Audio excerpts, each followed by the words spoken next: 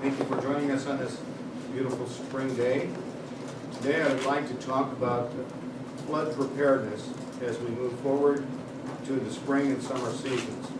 As you are aware, March has been declared officially Flood Awareness Month in Iowa.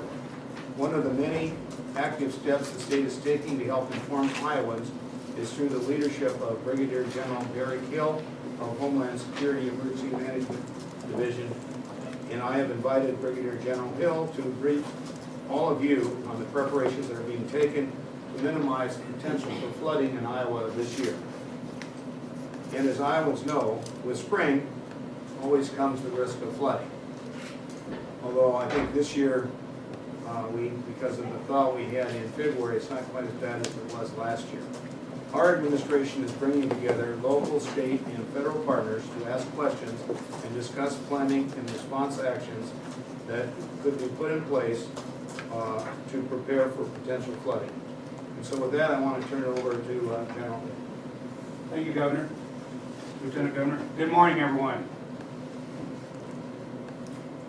Homeland Security Emergency Management's job is to ensure Iowa and Iowans are prepared, ready to respond, and have the ability to recover from flooding and all hazards. As we do every year with the approach of spring, Homeland Security and Emergency Management is in close communication with our response partners, gathering and sharing information and planning for potential flooding threats.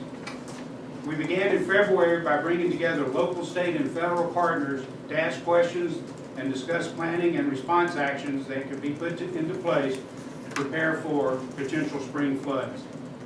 During a briefing at the State Emergency Operations Center in Johnston last month, the Des Moines National Weather Service provided a spring outlook to agencies that are instrumental in flood response, including the Governor's Office, local county emergency management, Iowa Departments of Transportation, Natural Resources, Public Health, Human Services, Inspection and Appeals, Public Safety, the National Guard, and the Army Corps of Engineers. Numerous briefings from the National Weather Service have shown that above average fall moisture, above average winter precipitation north of Iowa, and above average water levels already in rivers point to a significant threat of flooding on the Big Sioux and the Mississippi River. The most recent update from the National Weather Service indicates elevated river levels in the Big Sioux Basin as a result of the melt-off last week. Crest is expected on the Big Sioux River early this week, with mostly moderate flood expected. The Big Sioux at the city of Akron should crest today during major flood stage. Homeland Security Emergency Management has been in close contact with the Plymouth County Emergency Manager to make sure the city of Akron and the surrounding areas are aware of flooding potential and the resources they may be utilized if needed. The Mississippi River is expected to reach flood stage by late this week. Flooding on the river will continue until mid-April. There is potential for major flooding to occur at most sites along the river in Iowa. It's important to keep in mind that significant rainfall over the coming weeks could impact river forecasts, causing crests to be higher than expected. The next flood outlook from the National Weather Service will occur on March the 24th. Based on the current predictions, Homeland Security Emergency Management is compiling inventory of flood fighting resources, discussing local flood concerns with the Army Corps of Engineers, developing staffing patterns, and reviewing policies for resource deployment. As the situation unfolds, Homeland Security will continue to work with partners at all levels to remain aware of and monitor ongoing forecast information. Homeland Security Emergency Management has been working closely with counties along the Mississippi River over the past few weeks.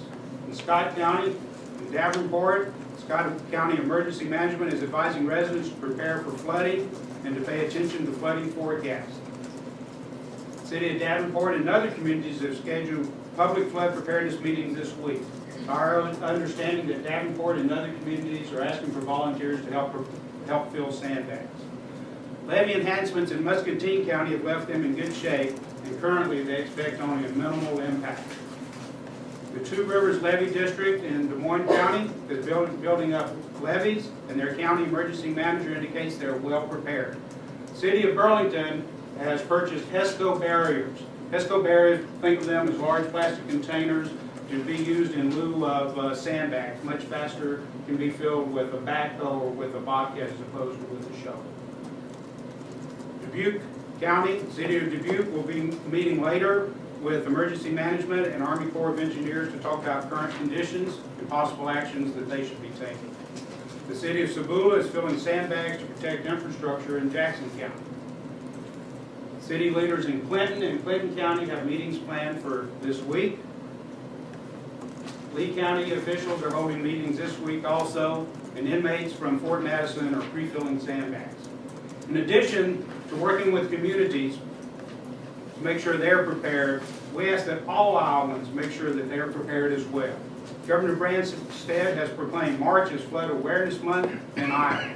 Homeland Security Emergency Management, along with Iowa Insurance Division, Department of Natural Resources, and Rebuild Iowa Office have promoted flood awareness and safety statewide through outreach with the media and the public.